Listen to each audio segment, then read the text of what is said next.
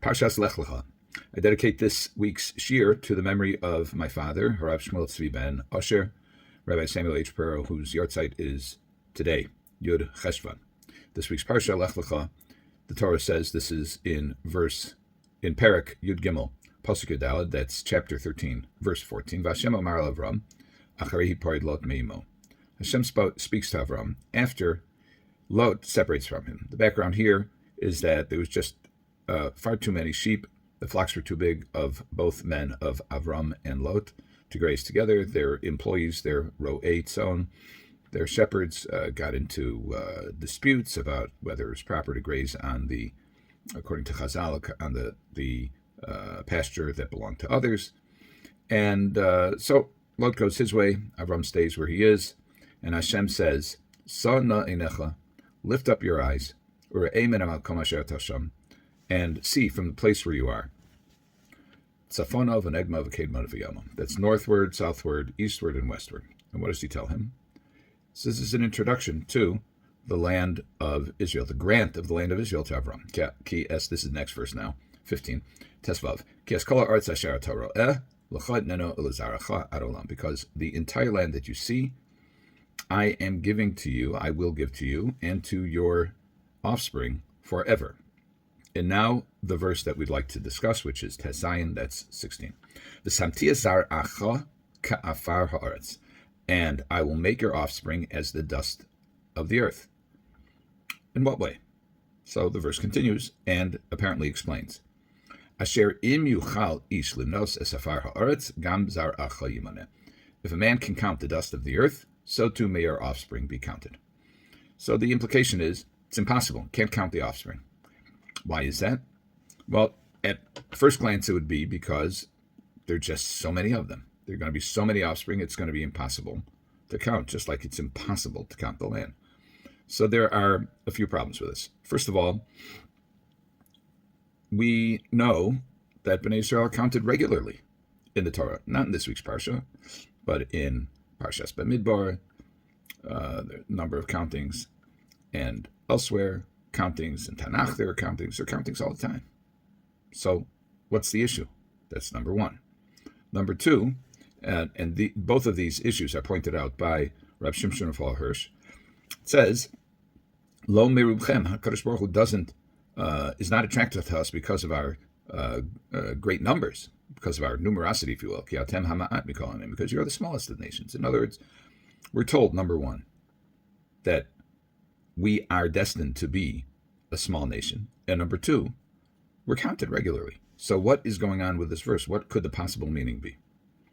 So again, one thing we know, V'samti azaracha kafar arts, your children will be like the dust of the earth. There are many ways in which the dust of the earth can be quantified. Dust of the earth can be quantified by weight. Dust of the earth can be quantified by mass. The dust of the earth can be quantified by distance.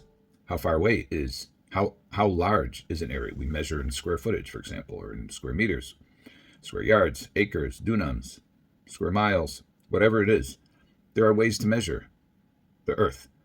Now, if we talk about afar haaretz, that is the basic building blocks of the earth, well, maybe that's a different story. Maybe we're talking about on a granular level, similar to chol, kechol hayam, like the sands of the sea.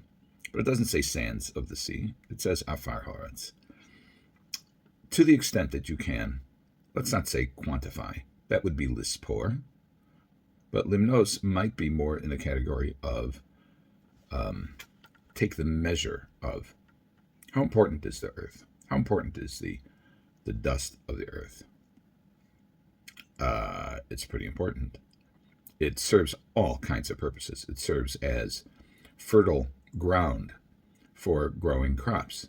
It serves as the place where you can build homes, as foundations for building structures. It serves as territory, as marking borders. It serves all kinds of things. And afar is usually the reference to the basic stuff of matter. So can you really assess the impact or the import of the earth, it could be accurately described as beyond assessment. It's so pervasive, so ubiquitous, that it's very challenging to assess the total impact of Afar Haaretz. And in that way, one could say that the descendants of Avram, likewise, their impact is beyond measure. That is, that the effect of the children of Israel on human history is tremendous. It's tremendous in many ways. First of all, spiritually. The Rambam and others have argued that it is Judaism, it is Yiddishkeit, Yahadut, that has brought the notion of a single God, a singular God, to the world, monotheism. And that is a concept that was not pervasive at the time of Avraham Avinu, the time of Abraham. The concept of one God in charge of everything was quite rare. And now it's accepted, not by the entire universe, but it's accepted by many billions of people as a result of the original thinking of Avraham Avinu and the Masorah, the tradition of Torah. There's an introduction of the Bible, the Torah, and its call to aspire to greatness and to desist from inappropriate behavior. That's also a tremendous impact. The Ten Commandments is recognized among the major Western religions, just like monotheism is. There are contributions, individual contributions to the development of society, which also come from the children of Israel, the children of Avraham, then Yitzchak, then Yaakov, each of whom is a descendant of Avraham. Well, it's been pointed out that the Jews are highly disproportionately represented in achievement in science, in medicine, in economics, in all manner of progress in the world. And what the Almighty is saying is, I'm designating you. Rav Mordechai Greenberg, the former Rosh Yeshiva of Yeshivat Keren B'Yavneh, and my first-year Rebbe when I was there, has observed that in contrast to Noach, who is described, he's introduced in the Torah as Ish Tzadik, Tamim Haya B'Dorosav, he's a righteous man, he was perfect in his generation, or complete in his generation. God talks to Avram without any introduction in the Torah.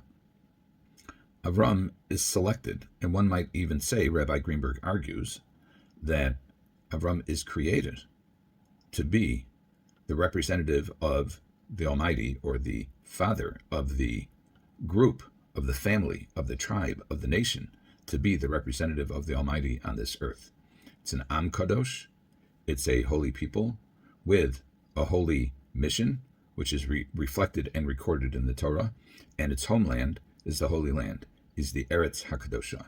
So what we see here is that Hashem is advising Avraham, you are going to be you meaning you and your descendants are going to be in a special place and serve a special purpose in this world. And that is ultimately, we find later expressed as Mamleches Kohanim v'Goy Kadosh. We are to be a kingdom of Kohanim. Kohanim typically is rendered as priests, but it means people who serve. V'Shereis Esachav, it's talking about the Kohanim. V'Goy Kadosh, and a sanctified, separated nation. The Jew is part of society, but the Jew is also separate from society. And this is our calling from our very inception. Have a good Shabbos.